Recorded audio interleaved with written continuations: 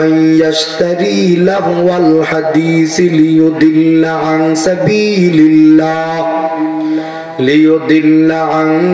سبيل الله بغير علم ويتخذها هزوا أولئك لهم عذاب مهين। এটা হলো 6 নং আয়াত। এই আয়াতকে আমরা 3 ভাগে ভাগ করব।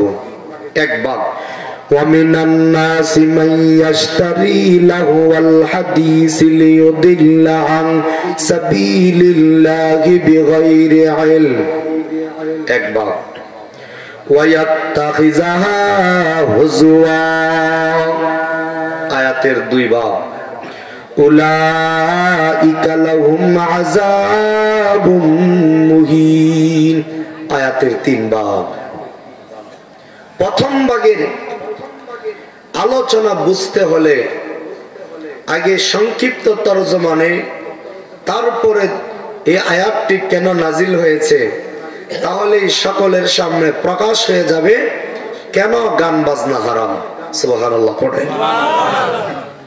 আয়াতের প্রথম অংশে আল্লাহ বলেন ওয়ামিনান নাসি মান ইয়াশতারি লাহুল হাদিস, যে সমস্ত ব্যক্তিরা লাহুল হাদিস ক্রয় করে। লাহুল হাদিসের অর্থ হলো গান বাজনা। বলেন লাহুল হাদিসের অর্থ কি? যারা গান বাজনা ক্রয় করে, এতটুকু মনে রাখেন। এবার আসুন এই আয়াত নাজিল হওয়ার প্রেক্ষাপট জানবো। আমি তাফসীরের আলোকে বয়ান করতেছি, আগর বাগর কথা বলার জন্য বসি নাই, দিলের কান লাগায় শুনতে হবে। আপনার আমার নবী মানুষের কাছে দাওয়াত দিয়েছেন 3 পদ্ধতিতে মানুষ কালিমা পড়ে মুসলমান হয়েছে। কোন কোন ব্যক্তিরা আমার নবীর উত্তম কথাবার্তা শুনে, মুখের আচরণ, আমার নবীর সুন্দর কথাবার্তা শুনে কালিমা পড়ে মুসলমান হয়ে গেছে। 2 নাম্বার দাওয়াতের পদ্ধতি ছিল আমার নবীর উত্তম আদর্শ দেখা অনেক কাফের ও বেঈমান কালিমা পড়ে মুসলমান হয়েছে।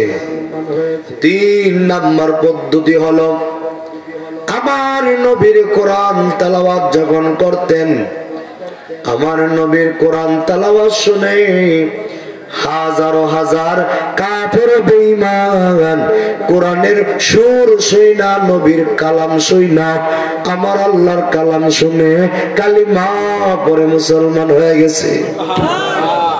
অধিকাংশ মানুষ আমার নবীর কোরআন তেলাওয়াত শুনা মুসলমান হইতো। এবার আসুন মেন জায়গায় ঢুকি।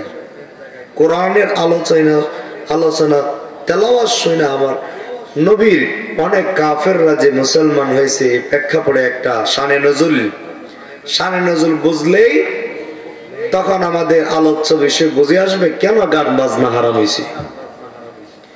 আপনার আমার নবী যখন মধুর কণ্ঠে কোরআনে পাক তেলাওয়াত করত,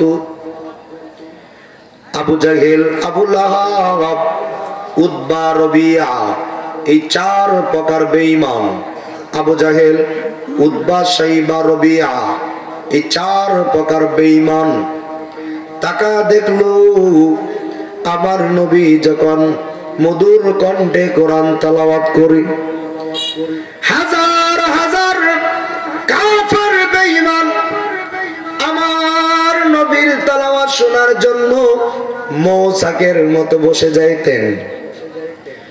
আমার নবীর তেলাওয়াত শুনে অনেক কাফের ও বেঈমান কালিমা পড়ে যখন মুসলমান হওয়া শুরু হয়ে গেল, তখন আবু জাহেল লক্ষ্য করলো আমার ভাতিজা মুহাম্মদের তেলাওয়াত শুনা হাজার হাজার মানুষ তার ভক্ত হয়ে যাইতেছে। মুহাম্মদের তেলাওয়াত থেকে মানুষকে যে কোনো মূল্যে বিরত রাখতে হবে, না হয় আমাদের বংশের পুরা গোষ্ঠী মুহাম্মদের তেলাওয়াত শুনা মুসলমান হয়ে যাবে। আপনার আমার নবীর এত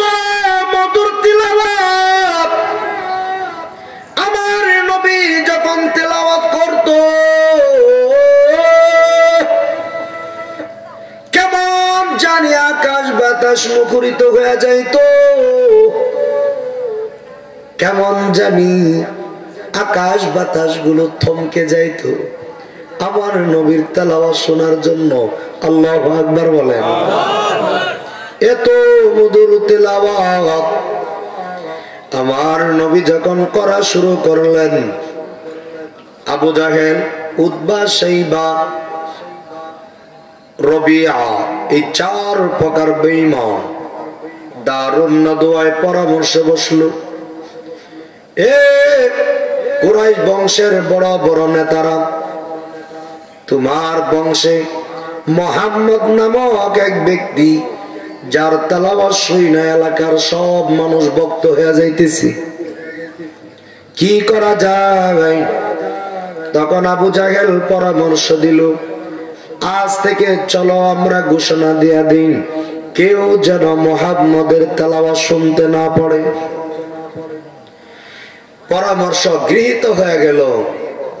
পরামর্শ অনুযায়ী বড় বড় 4 বেঈমান মক্কার লোকেদেরকে ঘোষণা দিয়া দিল, ও মক্কার লোকেরা, আজ থেকে যদি কেউ মুহাম্মদের তেলাওয়াত শুনতে যাও, যদি হাতে নাতে ধরা পড়ো, কারো হাত থাকবে না, কারো পাও থাকবে না, কারো কল্লা থাকবে না, তোমাদের হাড্ডি গুড্ডি এক করে দেওয়া হবে। এই নিষেধাজ্ঞা যখন আবু জাহেলের মতো বড় নেতা ঘোষণা করলো, সাধারণ পাবলিকরা ভয় পেয়ে গেছে। কারণ মুহাম্মদের সাথী সঙ্গী হলো কম, আর গোটা জাতি হলো আবু জাহেলের ভক্ত। তাই সমস্ত কুরাইশরা, আরবের লোকেরা আমার নবীর তেলাওয়াত থেকে দূরে সরে গেল। যখন দূরে সরে গেছে, এই দিক দিয়া আপনার আমার নবী যখন তাহাজ্জুদের মুসল্লায় দাঁড়ায়া, তাহাজ্জুদের মুসল্লায় দাঁড়িয়ে যখন কুরআন তেলাওয়াত শুরু করত, আমার নবীর কুরআন তেলাওয়াত শোনার জন্য আবু জাহেল, উতবা, শাইবা, রবিয়া, এই 4 প্রকার বেঈমান কান পাইতে রাখতো মুহাম্মদ কোন সময় তেলাওয়াত করবে। আমার নবীর তেলাওয়াতের খুব ভক্ত ছিল এই 4 বেঈমান। বলেন সুবহানাল্লাহ। আবু জাহেল খুব ভক্ত, উতবা খুব ভক্ত, শাইবা খুব ভক্ত, রবিয়া খুব ভক্ত। এই 4 ভক্ত মিলে প্রতিদিন রাত্রে আপনার আমার নবী যখন পড়েন আলহামদুলিল্লাহ রাব্বিল আলামিন আর রহমানির রহিম মালিকি ইয়াউমিদ্দিন ইয়াকা না'বুদু ওয়া ইয়াকা নাস্তাঈন ইহদিনাস সিরাতাল মুস্তাকিম সিরাতাল লাযীনা আন'আমতা আলাইহিম غير المغضوب عليهم ولا الضالين।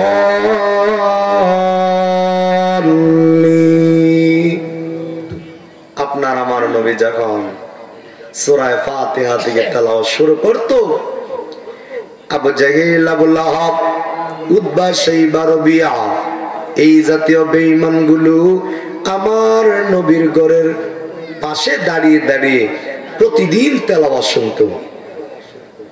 এলাকার মধ্যে জানাজানি হয়ে যাইতেছে। কামগুল নেতারা আমাদেরকে নিষেধাজ্ঞা দিয়া মুহাম্মদের তেলাওয়াত শোনার জন্য তারা গোপনে গোপনে যা।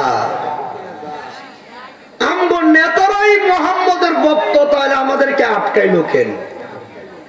এলাকার মধ্যে এই 4 বেঈমানের নামে সমালোচনা শুরু হয়ে গেছে।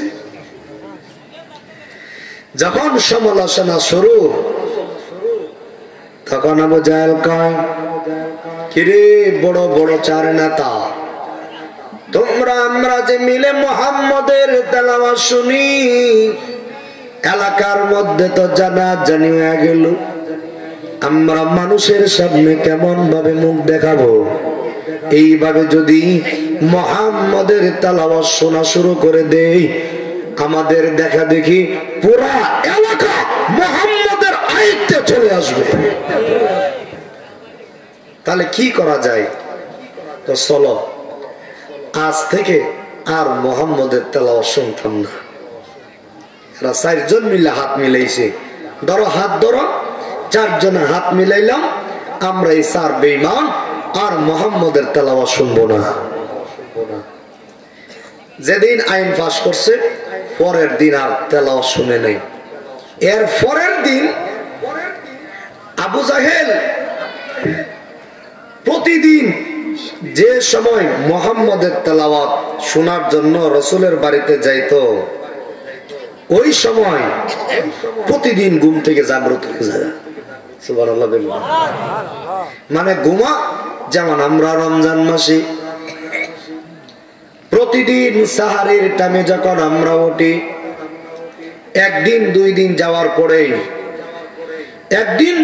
যাওয়ার পরে অভ্যাসে পরিণত হয়ে যায়, কথা ঠিকই না?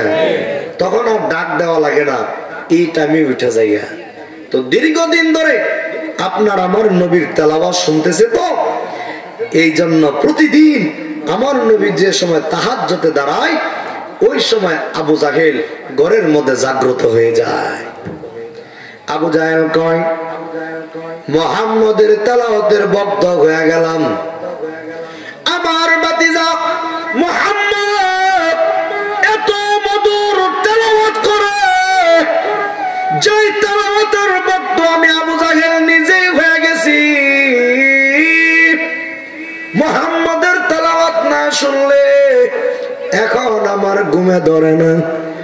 তাই আবু জাহেল নিয়ত করতেছে আর হিসাব মিলাইতেছে, আমি যাই গোপনে গোপনে গিয়ে তেলাওয়াত শুনবো।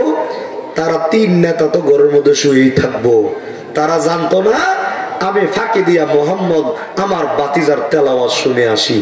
বলেন না সুবহানাল্লাহ। কত বড় কপাল পোড়া, দেখেন কত বড় কপাল পোড়া। যে আবু জাহেল কিন্তু জানতো আমার নবী সত্য নবী, কিন্তু মানতো না অহংকারের কারণে। একবার আবু জাহেলের এক বন্ধু আসলো তার বাড়িতে বেড়ানোর জন্য, এসে ডাক দিয়া বলো, ও বন্ধু, তুমি আমার বাল্যকালের বন্ধু, তুমি আমার যৌবনকালের বন্ধু, তোমার সাথে এমন কোন রাত নাই, দিন নাই, গল্প করি নাই, আড্ডা মারি নাই, দীর্ঘদিন পর্যন্ত তোমার সাথে এখন আমার কথাবার্তা হয় না। আমি তোমার বাড়িতে আসছি আবু জাহেল বেড়ানোর জন্য। আবু জাহেল বন্ধু পায়া কয়, বন্ধুরে আজকে রাত কিন্তু তুমি বাড়িতে যাও না, আজকে রাতে সারা রাত দুই বন্ধু মিলে গল্প করব। সারা রাত গল্প গুজব কইরা শেষ মুহূর্তে বন্ধু ডাক দিয়া বলে আবু জাহেল কি, ও আবু জাহেল, আমি তোমার কাছে আসছি গল্প গুজব করার জন্য না, একটা গুরুত্বপূর্ণ বিষয় জানার জন্য আমি তোমার কাছে আসছি। ও বন্ধু আবু জাহেল, তুমি লাত এবং উজ্জার কসম খায়া বলো, যা বলবা আমাকে সত্য বলবা কিনা। আবু জাহেলদের বড় দুইটা মূর্তির নাম হলো লাত এবং উজ্জা। আবু জাহেল ডাক দিয়া বলে, বন্ধু তুমি আমার কলিজার টুকরা বন্ধু, তুমি যেহেতু কসম দিছো লাত এবং উজ্জা, যাও যাও, বড় বড় দুইটা মূর্তির কসম খায়া বললাম, তুমি যা জানতে চাইবা সত্য বলে দেব। আমার বন্ধু ডাক দিয়া বলে, আবু জাহেল, তাহলে তুমি বলো তোমার ভাতিজা মুহাম্মদ সত্য নবী না মিথ্যা নবী? জায়গা মতে দিছিলি তো। এবার আবু জাহেল ডাক দিয়া বলে, বন্ধুরে এমন জায়গায় তুমি প্রশ্ন করলা। আবু জাহেলের চোখের কিনারা দিয়া জর জর করে পানি বের হয়।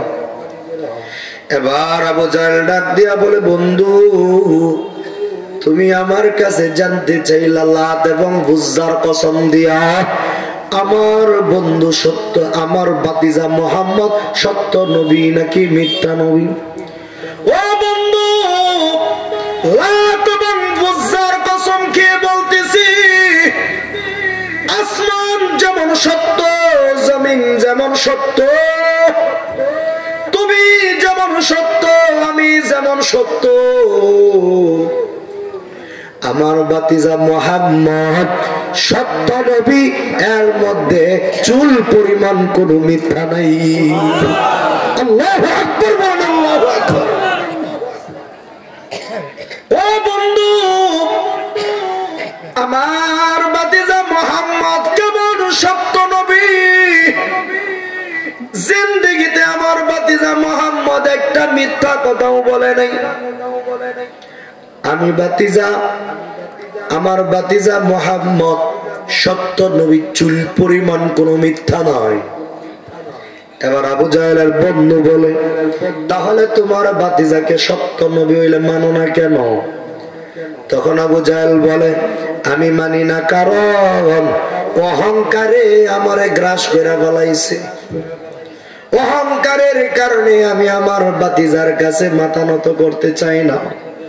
আমি যদি মুহাম্মদের কাছে কালিমা পড়ে মুসলমান হয়ে যায়, আমি তাকায় দেখছি যত ব্যক্তি মুহাম্মদের কাছে কালিমা পড়ে মুসলমান হয়ে গেল, প্রতিটা মানুষ মুহাম্মদের গোলাম হয়ে গেছে। আমি চাচা পারতাম না আমার ভাতিজার কাছে নত হইতে, সুতরাং এই জন্য আমি কালিমা পড়ি না। কিন্তু আমার ভাতিজা মুহাম্মদ সত্য নবী, যারা পরিমাণ কোন মিথ্যা নাই। এবার বন্ধ ডাক দেয়া বলে, আবু জাহেল আর একটা সেকেন্ড তোমার সাথে থাকতে চাই না। এই সত্যটা জানার জন্য বহু দূর থেকে তোমার কাছে আসছি। এখনই আমি চলে যাব, তোমার ভাতিজা মুহাম্মদের হাতে হাত রেখে আমি কালিমা পড়ে মুসলমান হয়ে যাব। তাহলে বলেন, আবু জাহেল জানতো কিনা আমার নবী সত্য নবী? কিন্তু মানতো না। কারণ কি? অহংকার। বল, কারণ কি? অহংকার। মুহাম্মদের তেলাওয়াতের ভক্ত হলো আবু জাহেল।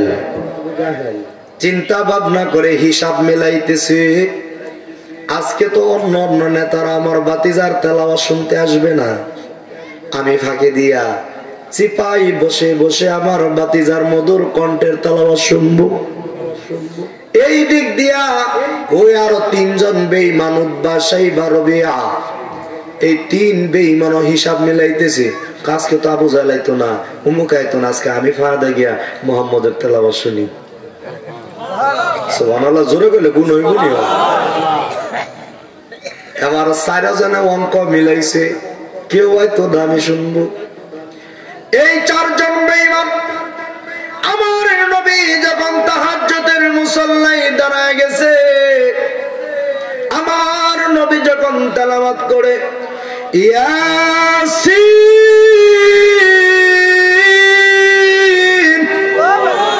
ওয়াল কুরআনিল হাকীম,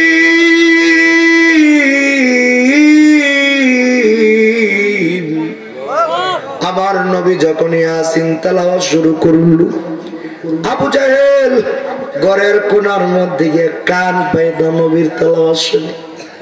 তাকায় দেখে বাম দিকে উতবা, আরেক দিকে তাকায় দেখে শাইবা, আরেক দিকে তাকায় দেখে রবিয়া। কিরে তোরা, তুমি কি কারণে আইছো?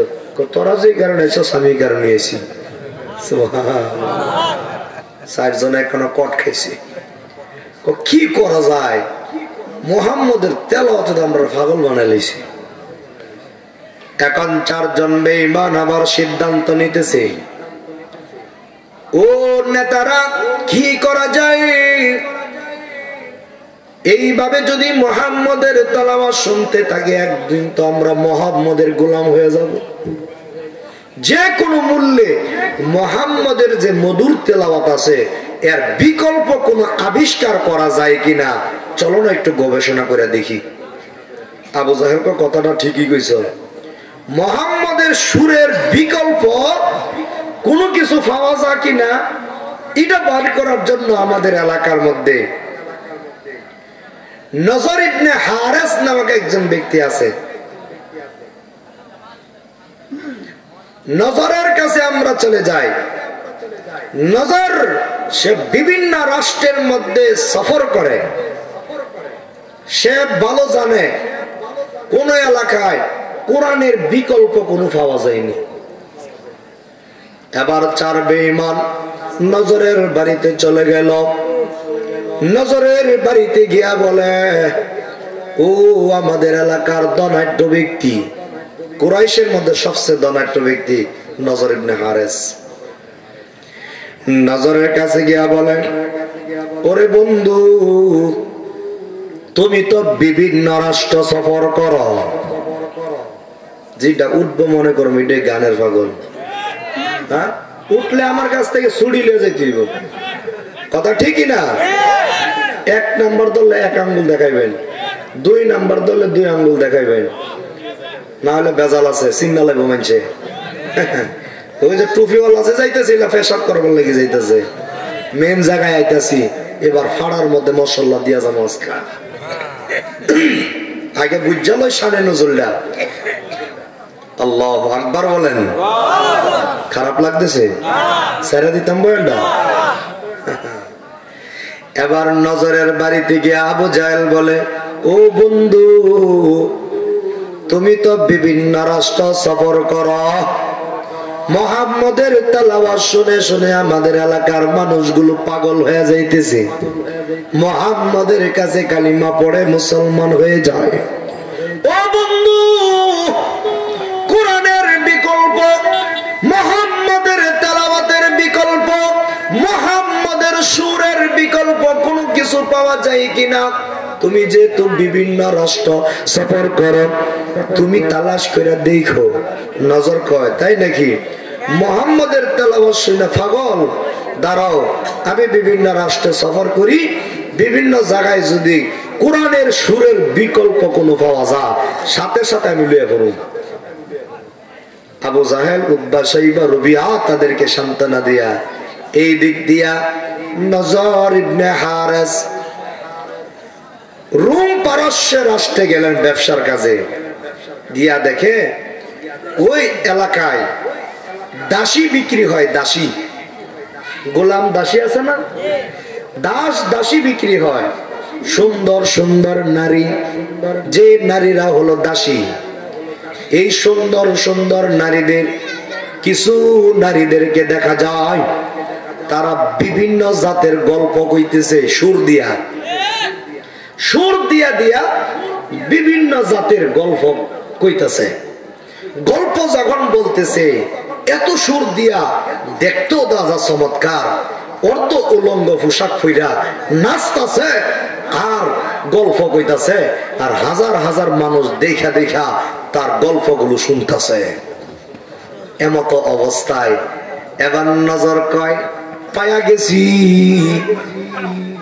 আবু জাহেলের মনের তামান্না পায়া গেছি। নাউজুবিল্লাহ পড়েন।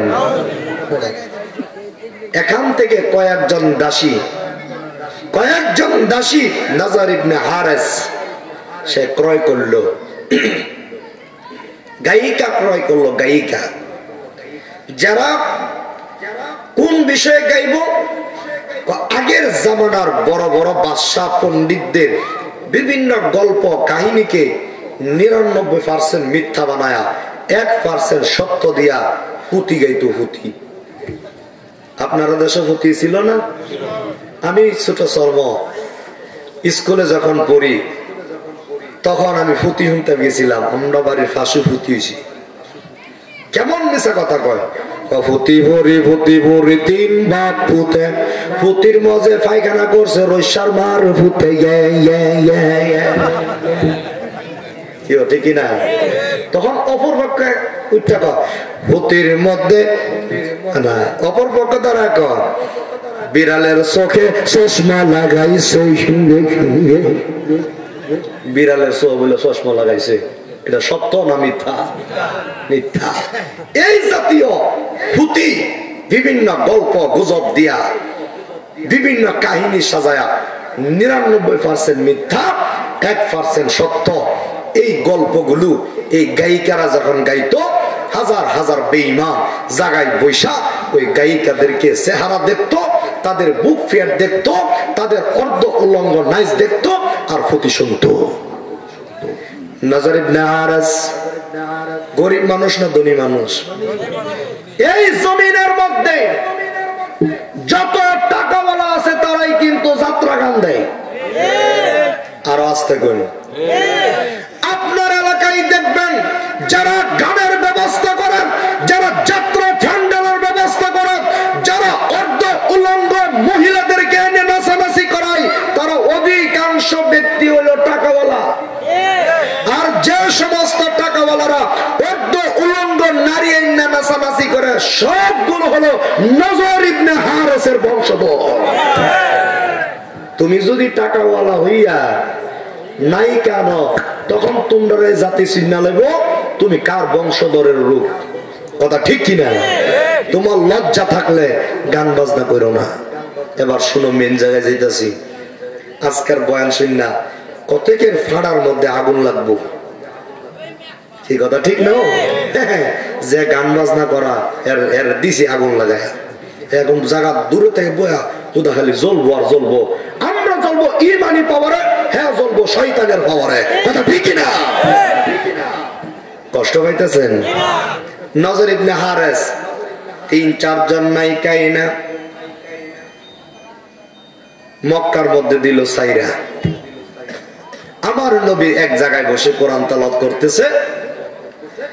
এবার নজর ইবনে হারেস আবু জাহেলকে বলে, আবু জাহেল তাকা দেখো কি সুন্দর সুন্দর গায়িকা আনছি, কি সুন্দর সুন্দর নায়িকা আনছি, তাদের কণ্ঠ শুনলে পাগল হয়ে যাইবা।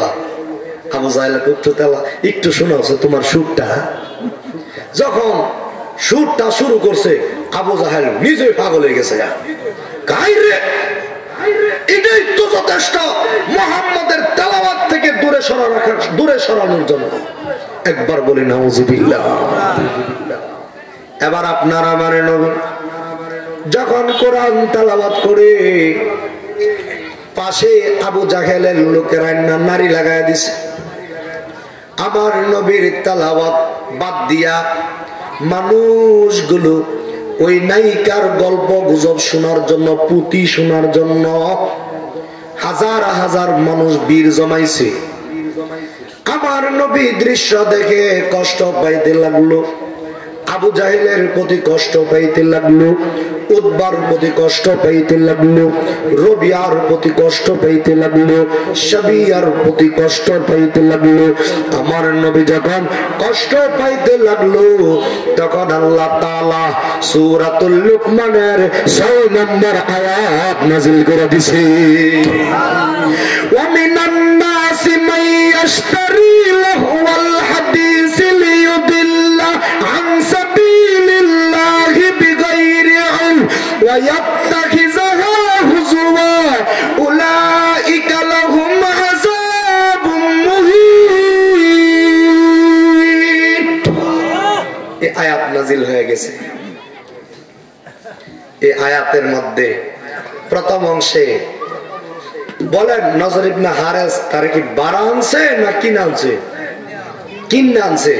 এই জন্য আল্লাহ বলেন ওয়ামিনান নাসি মাইয়াশতারি লাহওয়াল হাদিস, যারা ক্রয় করে নিয়ে আসে লাহওয়াল হাদিস।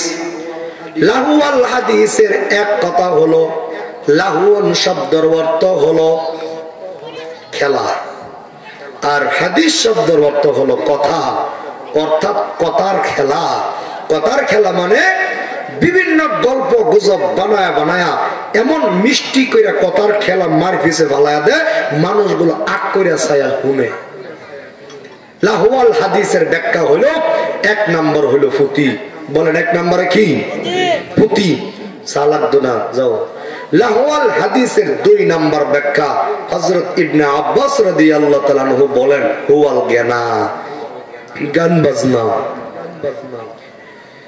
তাহলে আসুন, ফুতি সর্বসম্মতিক্রমে হারাম। বলেন পুঁথি পড়া কি হারাম? কারণ পুঁথির মধ্যে 99টা মিছা, একটা হলো সত্য।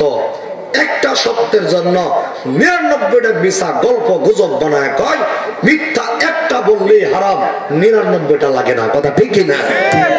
আল্লাহ বলেন ওয়া মিনান নাসি মাইয়াশতারি লাহুল হাদিস, আমি আল্লাহ এই জাতীয় পুঁথিগুলোকে, যে পুঁথির মধ্যে 99টাই মিথ্যা, যে কথার মধ্যে আছে একটা মিথ্যা, যে কথার মধ্যে আছে 10টা মিথ্যা, যে কথার মধ্যে অনেকগুলো মিথ্যা, ওই জাতীয় মিথ্যা গল্প কাহিনীকে হারাম করার জন্য আমি আল্লাহ সূরাতুল লুকমানের 6 নম্বর আয়াত নাযিল করিলাম।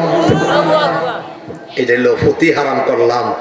লাহওয়াল হাদিসের একটা ব্যাখ্যা হইল গান। বলেন কি? গান। আল্লাহু আকবার। কিছু যদি বাঙ্গা না কই তাহলে বুঝবেন না কোন জাতীয় গান কোন জাতীয় হারাম, বোঝা দরকার আছে নি? 1 নাম্বার গান হইল ফেমের গান। বলেন কিসের গান? ফেমের গান। আজ প্রতি রাতে জেগে থাকি তোমার আশায়। আরেক বিয়া করে না বদমাইশা, আরেক সিঁড়ি লেগে বলে জায়গাতে। ও মুসলমান, এই যে গানের মধ্যে বলল আজ প্রতি রাতে জেগে থাকি তোমার আশায়, আপনার অথবা আমার বোনকে নিয়ে যদি অপর বেড়া পর পুরুষে জায়গা থাকে, এটা আমি ভাইয়ের জন্য সম্মান না অপমান? আমার বোনের জন্য যদি বখাটে রাস্তার লুচ্চা বদমাশগুলো যদি গান বাজনা করে, সুন্দরী চলছে একা পথে, আমার বোন রাস্তা দিয়ে যায় বদমাশে গান গাই, সুন্দরী চলছে একা পথে, আমি ছিলাম বাথরুমেতে, কোন শালা মারলো ডিলা, উগাতে রাগে নাই ভাগ্যবালা, গান গান।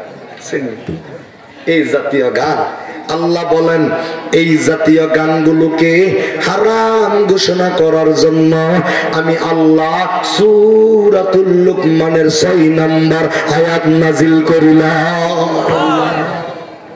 গান, হাইরে গান। তাহলে বলতেছিলাম রে মুসলমান বাবা,